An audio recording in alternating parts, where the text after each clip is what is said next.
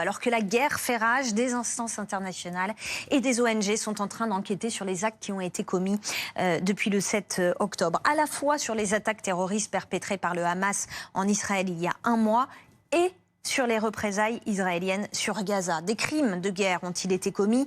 Comment se déroulent les enquêtes? C'est ce qu'on va voir ensemble avec vous, Fanny. D'abord, pour bien comprendre ce dont on parle, les crimes de guerre, ça correspond à quoi? Ça englobe quoi?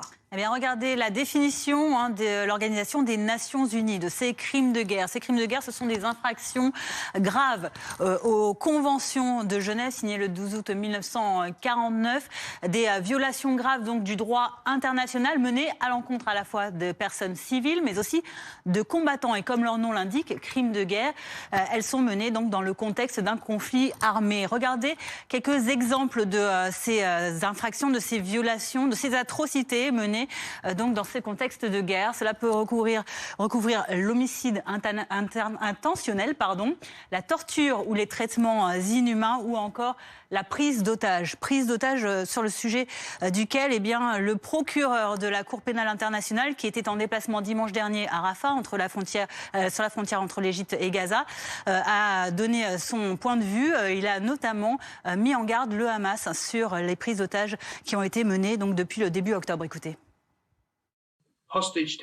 La prise d'otage constitue une violation grave de la Convention de Genève et un délit spécifique en vertu du statut de Rome. Je demande la libération immédiate de tous les otages capturés en Israël et leur retour en toute sécurité auprès de leurs familles.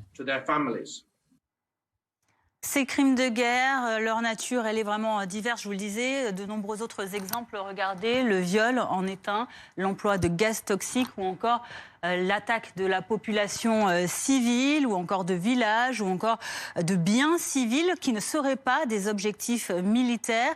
Et là aussi, le procureur de la CPI, dimanche dernier, s'est exprimé notamment en ce qui concerne cette fois-ci les actes commis par Israël, l'armée israélienne. Et il dénonce les bombardements intensifs de l'armée israélienne depuis l'attaque du Hamas du 7 octobre.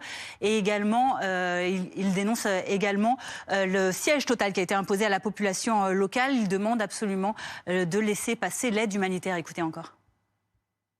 Le fait d'entraver les secours prévus par la Convention de Genève peut constituer un crime relevant de la compétence des tribunaux. Et je tiens à souligner clairement à l'État d'Israël qu'il doit déployer sans plus tarder des efforts tangibles pour s'assurer que les civils reçoivent la nourriture nécessaire, ainsi que des médicaments, des anesthésiques, de la morphine. Nous entendons parler d'opérations médicales qui se déroulent sans ces traitements pourtant basiques, comme si nous étions au Moyen-Âge. Voilà, merci beaucoup Fanny. Alors on va voir comment se déroulent les enquêtes pour crimes de guerre.